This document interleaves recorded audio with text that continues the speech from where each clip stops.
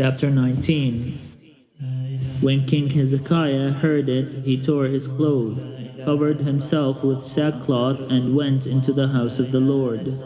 And he sent Eliakim, who was in charge of the palace, and Shebna, the secretary, and the senior priests, covered with sackcloth, to the prophet Isaiah son of Amos. They said to him, Thus says Hezekiah, This day is a day of distress, of rebuke, and of disgrace. Children have come to the birth, and there is no strength to bring them forth. It may be that the Lord your God heard all the words of the Rabshakeh, whom his master, the king of Assyria, has sent to mock the living God, and will rebuke the words that the Lord your God has heard. Therefore, lift up your prayer for the remnant that is left. When the servants of King Hezekiah came to Isaiah, Isaiah said to them, Say to your master, Thus says the Lord, Do not be afraid because of the words that you have heard, with which the servants of the king of Assyria have reviled me.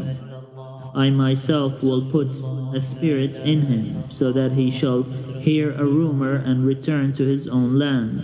I will cause him to fall by the sword in his own land. The Rabshakeh returned and found the king of Assyria fighting against Libnah, for he had heard that the king had left Lachish. When the king heard concerning King Tirhakah of Ethiopia, see, he has set out to fight against you. He sent messengers again to Hezekiah, saying, Thus shall you speak to King Hezekiah of Judah. Do not let your God on whom you rely deceive you by promising that Jerusalem will not be given into the hand of the king of Assyria. See, you have heard what the kings of Assyria have done to all lands, destroying them utterly. Shall you be delivered? Have the gods of the nations delivered them? The nations that my predecessors destroyed, Gozan, Haran, Rezeph, and the people of Eden who were in Telassar? Where is the king of Hamath, the king of Arpad, the king of the city of Sepharvaim, the king of Hena, or the king of Eva? Hezekiah received the letter from the hand of the messengers and read it. Then Hezekiah went up to the house of the Lord and spread it before the Lord.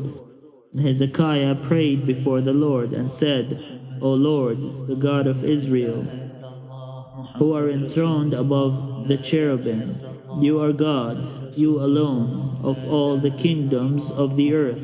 You have made heaven and earth. Incline your ear, O Lord, and hear. Open your eyes, O Lord, and see. Hear the words of Sennacherib, which he has sent to mock the living God. Truly, O Lord, the king of Assyria have laid waste the nations and their lands, and have hurled their gods into the fire, though they were no gods, but the work of human hands, wood and stone, and so they were destroyed. So now, O Lord, our God, save us, I pray you, from his hand, so that all the kingdoms of the earth may know that you, O Lord, are God alone. Then Isaiah son of Amos sent to Hezekiah, saying, Thus says the Lord, the God of Israel, I have heard your prayer to me about King Sennacherib of Assyria. This is the word that the Lord has spoken concerning him. She despises you, she scorns you, virgin daughter Zion. She tosses her head behind your back, daughter Jerusalem. Whom have you mocked and reviled? Against whom have you raised your voice? And haughtily lifted your eyes against the Holy One of Israel? By your messengers you have mocked the Lord, and you have said, With my many chariots I have gone up the heights of the mountains, to the far recesses of Lebanon.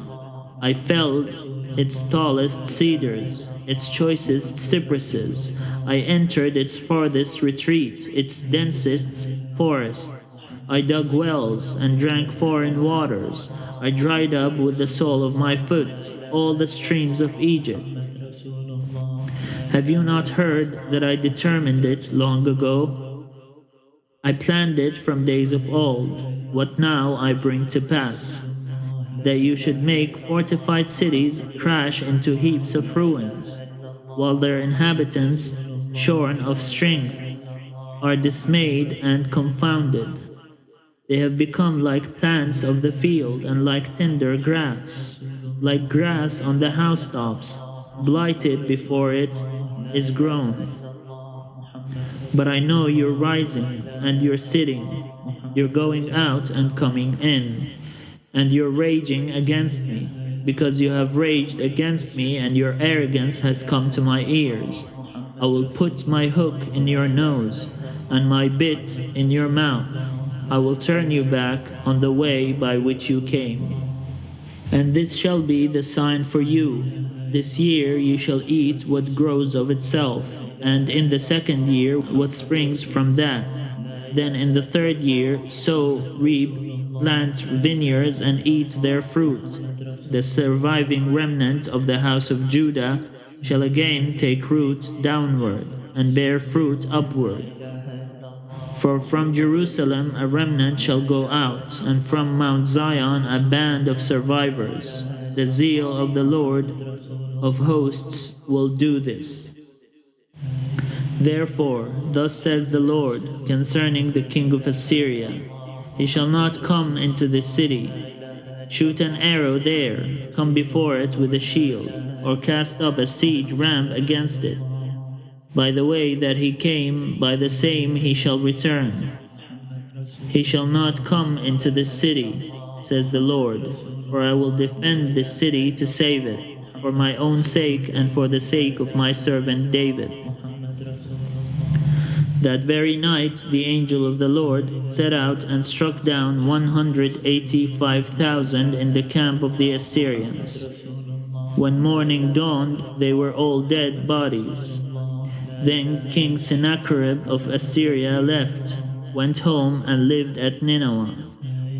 As he was worshipping in the house of his god Nisroch, his sons Adramelech and Sharezer killed him with the sword, and they escaped into the land of Ararat. His son Esarhaddon succeeded him.